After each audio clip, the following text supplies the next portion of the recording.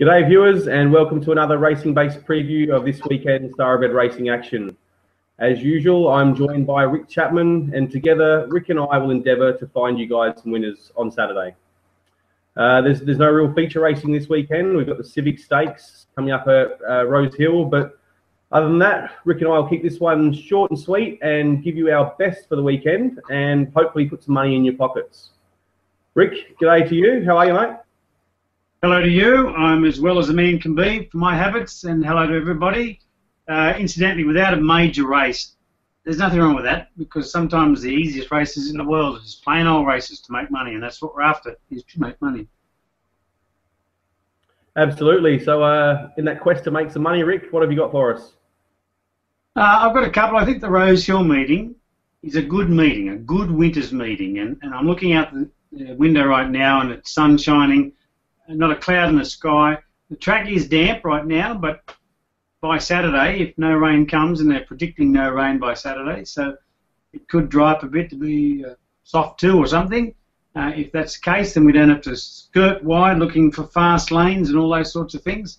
And I think there's a few winners there. Off the trials recently, there's at least 3 that I think are worth having a good wager on. Okay, well, do tell the viewers what they are, Rick, and hopefully we can have some success on Saturday. Well, you can't stop Chris Waller, and even though he's got 1,000 in at Rosehill on Saturday, I do think Vanbrugh in the first race. Race 1, number 2, Vanbrugh. So 2 trials now are both outstanding. He looks like a black-type horse going around in a winter 2-year-old race. To me, that just says money, money, money. So I'll be on him for a good amount. And then I will show restraint and not have a bet until later in the day when we get to race 4. And number 3, Duccio. If ever a horse trialled like a superstar, it was this horse about 2 weeks ago. And I know he's first up from a spell, and I know Careless is in great form, and Allegria, both of the O'Shea horses are outstanding. And Chris Waller will tell every man that Kipling's back to his best.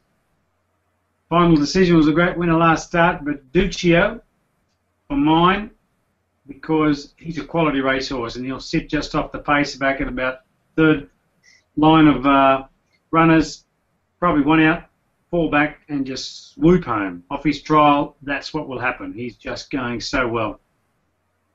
Well, Duccio is one of Gay's, Rick. Any inside info there, or are you just going on form and his trial?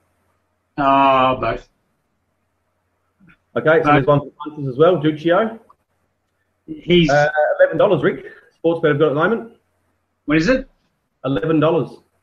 Beautiful. You won't start that, I'll tell you that right now, but if you can get it, I'd get on. He was always one of Gay's better 2-year-olds, and he just took some time and to come right, and his owners wouldn't geld him for a while there, and he kept pitching himself and not showing his best, but he's gelded now, he's matured, he's strong as an ox, and yeah, I'll be on him for a heap.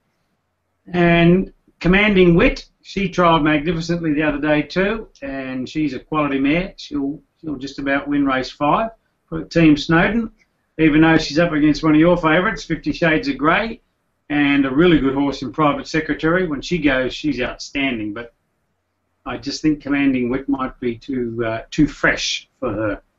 And then we get to the favourites, Rick, 50 Shades of Grey. She's in career best form at the moment, and that last win was sensational. The way she motored home down the outside, she'll get suitable conditions again, and I can see her doing it again. Well, she beat a subsequent winner. So a subsequent Saturday winner too in 2 Blue, so you cannot fault her form and her racing style. And Jason Collett, the rider's riding really well. She's going to be really hard to beat, but I'm going to be on Commanding Wit simply because I just think she's got a class edge, and these horses can come back and run really well fresh. And talking of 2 Blue, she appears in the Civic Stakes, the $100,000 race, the big race on the day, but how are they going to beat Dothraki? He's just too good. He's just be like me racing my wife. He's just too good. Well, both that pair have drawn wide as well, Rick. Barriers 13 and 14 respectively. Both of them will go forward as well, so it's going to be a bit of a battle, and they could set it up for something behind them. Well, they could if the ones behind them were quality racehorses.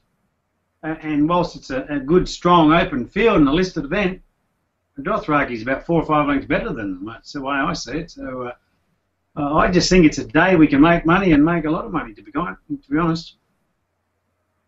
Okay, well, while we're with Sydney there at Rosehill, Rick, I might as well give my best for there. I've only got one picked out for Rosehill, and this is one that you black booked from the trials, Rick. Its trial was sensational, and I love Tony McAvoy as a trainer. He just does a great job.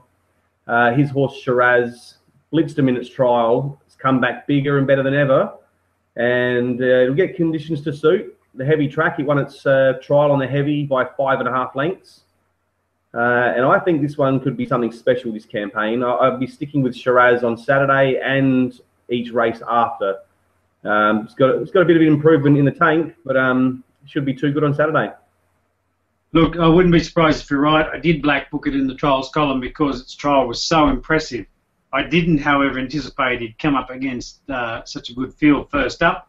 He will have things to suit, though. Barrier 4, limit weight. I do fear old Zaratone. I think he'll get out, and this might be the day they don't catch him. But if Shiraz was going around midweek, I would just have everything I've got on him.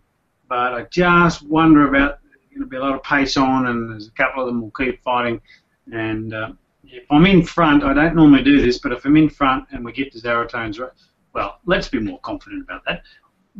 Because I will be a long way in front by the time race 7 gets there, I'll have a bit on Zaratone, but I'll certainly be having the exacta with Shiraz.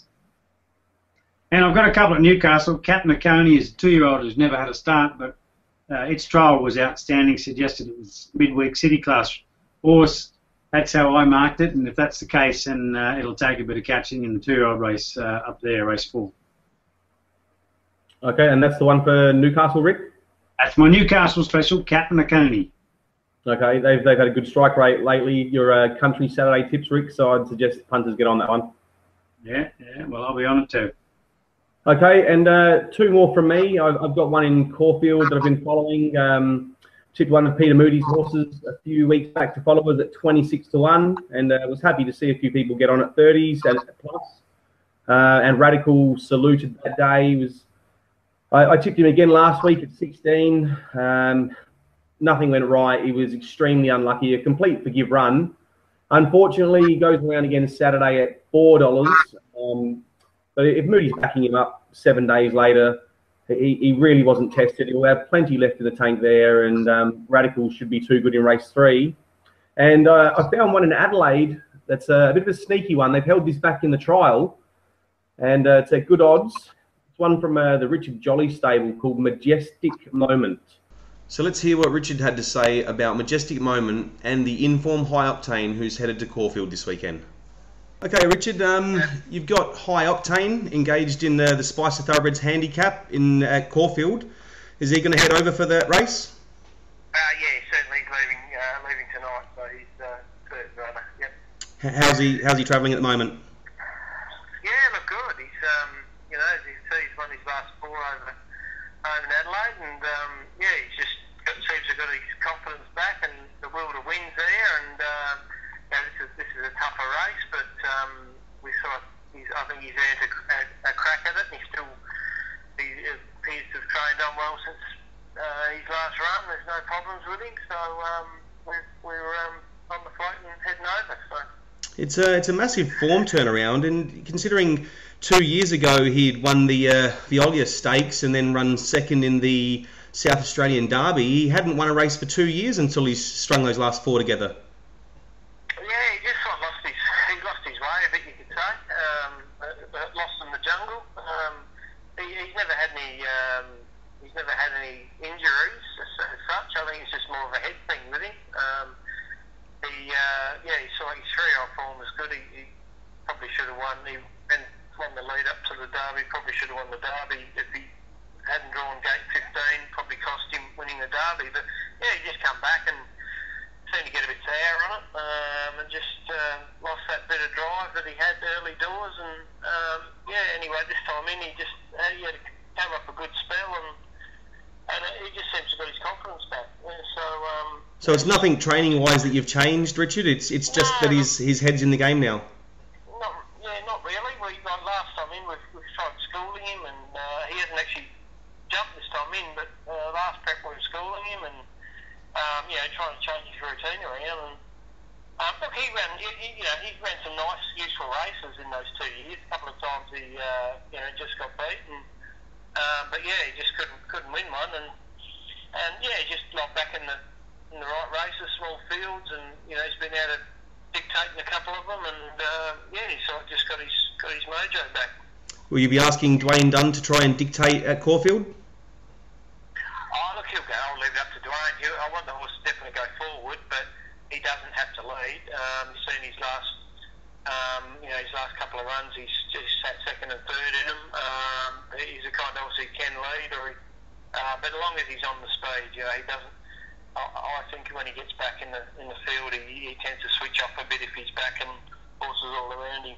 And I suppose one thing in his favour, he just seems to fight like a tiger when he gets to the lead now.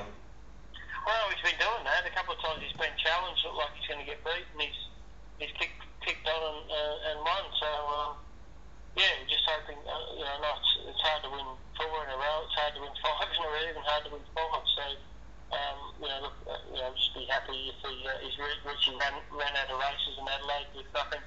There's nothing for him immediately. So we either spell him or try Melbourne. So no reason to.